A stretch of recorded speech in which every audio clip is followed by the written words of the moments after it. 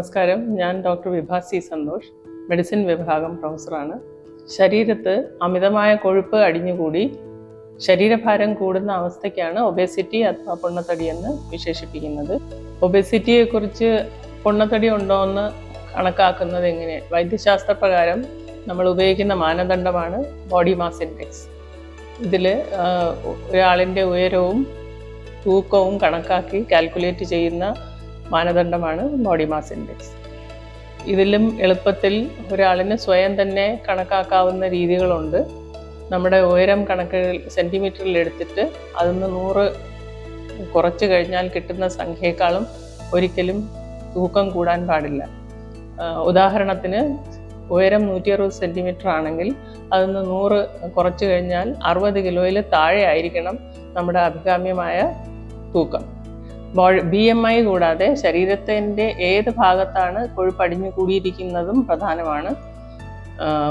ശരീരത്തിൻ്റെ മധ്യഭാഗത്ത്, അതായത് വയറിൻ്റെ ഭാഗത്ത് അമിതമായി വണ്ണം കൂടുന്നത് കൂടുതൽ സങ്കീർണമാണ്. ഇതിന് നമ്മൾ ഉപയോഗിക്കുന്നത് വേസ്റ്റ് സർക്കംഫറൻസ് അഥവാ വയറിൻ്റെ ചുറ്റളവാണ് നോക്കുന്നത്. വയറിൻ്റെ ചുറ്റളവ് പെണ്ണുങ്ങളിൽ 80 സെൻറ്റിമീറ്ററും ആണുങ്ങളിൽ 94 സെൻറ്റിമീറ്ററിലും അധികമാവാൻ പാടില്ല. അമിതഭാരം തന്നെ ഒരു ബുദ്ധിമുട്ടുള്ള കാര്യമാണ്. ഇത് കൂടാതെ ഇതിനനുബന്ധമായി ഉണ്ടാകുന്ന പല രോഗങ്ങളും ഉണ്ട്.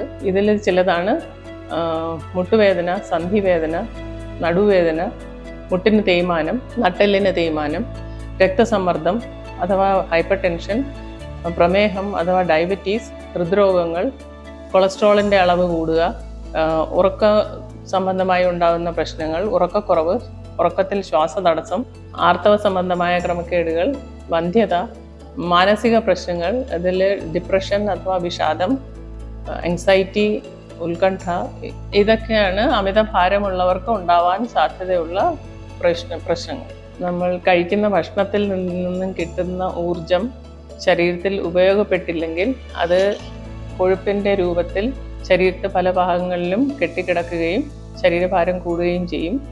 നമ്മുടെ ഇപ്പോഴുള്ള ജീവിതശൈലിയാണ് ഇതിലെ ഏറ്റവും വലിയ പ്രധാന കാരണം. നമ്മൾ കഴിക്കുന്ന ഭക്ഷണത്തിൽ കൂടുതൽ ഊർജം ഉള്ളതും നമ്മളുടെ ആക്ടിവിറ്റി കുറയുന്നത് മൂലം ഇത് ചിലവാക്കപ്പെട്ടു പോകാതിരിക്കുന്നതും ഇതിൻ്റെ അസന്തുലിതാവസ്ഥയാണ് ഇതിൻ്റെ മുഖ്യ കാരണം.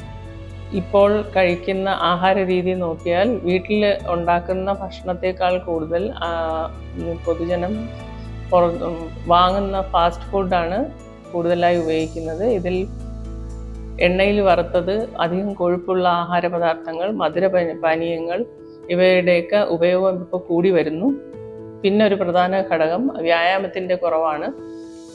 TV, മൊബൈൽ ഒക്കെ കൂടുതലായി ഉപയോഗം തുടങ്ങുമ്പോൾ വ്യായാമത്തിനുള്ള സമയം കുറവാകുന്നു. ഇരുന്നുള്ള തൊഴിൽ ചെയ്യുന്നവർക്കും വ്യായാമത്തിന് സമയം കിട്ടാറില്ല. ഇങ്ങനെയുള്ള ജീവിതശൈലി വരുമ്പോൾ വ്യായാമത്തിന് പ്രത്യേകം സമയം കണ്ടെത്താനും അത് ചെയ്യാനും കഴിഞ്ഞില്ലെങ്കിൽ നമ്മൾ കഴിക്കുന്ന ഭക്ഷണത്തിലെ ഊർജം കൊഴുപ്പായി മാറും. ഇത് കൂടാതെ ഹോർമോണിൻ്റെ വ്യതിയാനം, പ്രത്യേകിച്ചും പിറ്റ്യൂട്ടറി, തൈറോയിഡ്, അഡ്രിനൽ ഈ ഗ്രന്ഥികളിൽ ഉണ്ടാകുന്ന തകരാറ് മൂലവും അമിതവണ്ണം ഉണ്ടാകാം. ഇത് കണ്ടെത്തിയാൽ ഇതിനെ വൈദ്യശാസ്ത്രത്തിൽ ട്രീറ്റ്മെൻ്റ് ഉണ്ട്. ഇത് പരിഹരിക്കാവുന്നതാണ്. ഇതുകൂടാതെ ചില മരുന്നിൻ്റെ ഉപയോഗം ശരീരഭാരം കൂട്ടാൻ കാരണമാകുന്നതായി കണ്ടിട്ടുണ്ട്. പ്രത്യേകിച്ചും സ്റ്റിറോയിഡ് പോലെയുള്ള മരുന്നുകളുടെ ഉപയോഗം. ഇതുകൂടാതെ ജനിതകമായ കാരണങ്ങളുണ്ട്. ജനിതകമായ പ്രവണത ഉള്ളവർക്ക് ജീവിതശൈലിയിൽ വരുന്ന വ്യത്യാസവും കൂടെ കണക്കാക്കുമ്പോൾ പൊണ്ണത്തടിയാകാനുള്ള സാധ്യത വളരെ വർദ്ധിക്കും. ഒബേസിറ്റി തടയാനുള്ള ഫലപ്രദമായ രീതികളിൽ ഒന്ന് ശരിയായ ഭക്ഷണം ക്രമം പാലിക്കുന്നതാണ്. ശരീരഭാരം കൂടാൻ ഇടവരുത്തുന്ന ഭക്ഷണങ്ങൾ ഒഴിവാക്കുക. വീട്ടിലുണ്ടാക്കുന്ന ഭക്ഷണം ഉപയോഗിക്കാൻ കഴിവതും ശ്രമിക്കുക. പരിപ്പ്, പയറ്, വെജിറ്റബിൾസ്, ഫ്രൂട്ട്സ്, ധാന്യങ്ങൾ, ആരോഗ്യപരമായ ഫാറ്റ് ഇവ ഉപയോഗിക്കുന്നത് ശ്രദ്ധിക്കുക. പിന്നെ മൈൻഡ്ഫുൾ ഈറ്റിംഗ്, അതായത് നമ്മൾ കഴിക്കുന്ന ആഹാരത്തിൽ ശ്രദ്ധ വേണം. നമ്മൾ ആഹാരം കഴിക്കുമ്പോൾ TV, സ്ക്രീൻ, മൊബൈൽ ഇവയൊന്നും ഉപയോഗിക്കാതിരുന്നാൽ, നമ്മൾ കഴിക്കുന്ന ഭക്ഷണത്തിൽ ശ്രദ്ധിച്ചാൽ നമ്മൾ അമിതമായി ഭക്ഷണം കഴിക്കുന്നത് തടയാൻ കഴിയും. ഇതിനാണ് മൈൻഡ്ഫുൾ ഈറ്റിംഗ് എന്ന് പറയുന്നത്. അങ്ങനെ ചെയ്യുമ്പോൾ നമുക്ക് ആഹാരം കഴിച്ച സംതൃപ്തിയും വർദ്ധിക്കും. അടുത്ത പ്രധാന രീതി ശരിയായ വ്യായാമമാണ്. സെൻറ്റർ ഫോർ ഡിസീസ് കൺട്രോളിൻ്റെ ക്രമം അനുസരിച്ച് ഒരു മുതിർന്ന വ്യക്തിക്ക്, അതായത് അഡൽട്ടിന് 120 മിനിറ്റ് എയറോബിക് എക്സർസൈസ് അഥവാ വ്യായാമം ഒരാഴ്ചയിൽ ചെയ്യേണ്ടതാണ്. ഇത് ഓരോരുത്തരുടെയും താല്പര്യമനുസരിച്ചും ശാരീരിക അവസ്ഥ കണക്കിലെടുത്തും ക്രമീകരിക്കാവുന്നതാണ്. മറ്റ് അസുഖങ്ങൾ ഉള്ളവർക്ക് ഫിസിയോതെറാപ്പിസ്റ്റിൻ്റെയോ ഡോക്ടർമാരുടെയോ നിർദ്ദേശപ്രകാരം ഒരു എക്സർസൈസ് പ്ലാൻ ഉണ്ടാക്കാവുന്നതാണ്. അതനുസരിച്ച് ക്രമമായി അത് പാലിക്കുകയും ചെയ്യാം. മതിയായ ഉറക്കം ഭാരം കുറയ്ക്കാൻ സഹായിക്കുന്നു. ഉറക്കക്കുറവ് മൂലം ശരീരഭാരം നിയന്ത്രിക്കുന്ന ഹോർമോൺസിൻ്റെ അളവിൽ വ്യതിയാനം വരുന്നു. അത് തടയാൻ മതിയായ ഉറക്കം 7-8 മണിക്കൂർ ഓരോ ദിവസവും ഉറങ്ങുന്നത് അനിവാര്യമാണ്. സ്ട്രെസ് അഥവാ സമ്മർദ്ദം മൂലം നമ്മുടെ ശരീരത്തിൽ കോർട്ടിസോളിൻ്റെ അളവ് കൂടുകയും നമുക്ക് വിശപ്പ് കൂടുകയും ചെയ്യുന്നതായി കണ്ടിട്ടുണ്ട്. അപ്പോൾ സ്ട്രെസ്സ് കൺട്രോൾ ചെയ്യുന്നത് ശരീരഭാരം തടയാൻ സഹായിക്കും. സ്ട്രെസ്സ് കൺട്രോൾ ചെയ്യാനായിട്ട് യോഗ, ധ്യാനം, മെഡിറ്റേഷൻ, ബ്രീതിങ് എക്സസൈസ് എന്നിവ ഉപയോഗപ്പെടുത്താവുന്നതാണ്.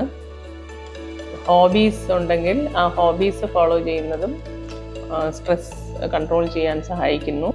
ഹോർമോണിൻ്റെ തകരാറുകൾ മൂലം ഉണ്ടാകുന്ന അമിതവണ്ണത്തിനെ ചികിത്സിച്ച് ഭേദമാക്കാവുന്നതാണ്. ഇതിന് വിദഗ്ധ ഡോക്ടർമാരെ കണ്ട് അതിനുള്ള ചികിത്സ തേടേണ്ടതാണ്.